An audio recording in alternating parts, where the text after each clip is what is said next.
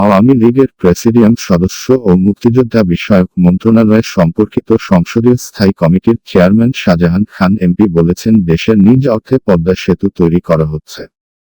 পদ্মা সেতু নির্মাণের ক্ষেত্রে বিএনপি ষড়যন্ত্র চক্রান্তকে বৃদ্ধাঙ্গুল দেখিয়ে প্রধানমন্ত্রী সেটি করে দেখিয়েছেন। বিএনপি চেয়ারপারসন খালেদা জিয়ার উদ্দেশ্যে শাহজাহান খান বলেন, আপনি খালেদা জিয়া বলেছিলেন পদ্মা সেতু তৈরি করতে পারবে না। হাস্যকর কথা বলেছিলেন সেদিন। পদ্মা সেতু জোড়াতালি দিয়ে হচ্ছে এটাও বলেছিলেন। এ সেতু আপনি পার হবেন না, ভেঙে পড়বে। আপনি যেদিন পার হবেন, আমরা সেদিন জিজ্ঞাসা করব, আপনি আপনার ওয়াদা রক্ষা করছেন না কেন? বিএনপি কোনো নেতাকর্মী যেন পদ্মা সেতু পার না হয়, সে আহ্বানও জানান তিনি। মঙ্গলবার 8 ডিসেম্বর দুপুরে ব্রাহ্মণবাড়িয়া মুক্ত দিবস উপলক্ষে শহরের শহীদ ধীরেন্দ্রনাথ দত্ত ভাষা চত্বরে আয়োজিত মুক্তিযোদ্ধার সমাবেশে এসব কথা বলেন তিনি।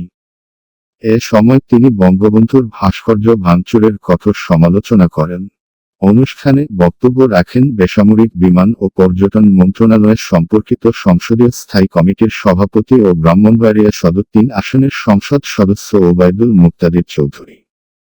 ব্রাহ্মণবাড়িয়ার যুদ্ধাহত বীর মুক্তিযোদ্ধা ও জেলা আওয়ামী লীগের সাধারণ সম্পাদক আল মামুন সরকারের সভাপতিত্বে অনুষ্ঠানে ছিলেন ব্রাহ্মণবাড়িয়া জেলা প্রশাসক পুলিশ সুপার মোহাম্মদ আনিসুর রহমান, পৌরসভার মেয়র নায়ার কবির, সদর উপজেলা আওয়ামী লীগের সভাপতি আবুল কালাম আজাদ।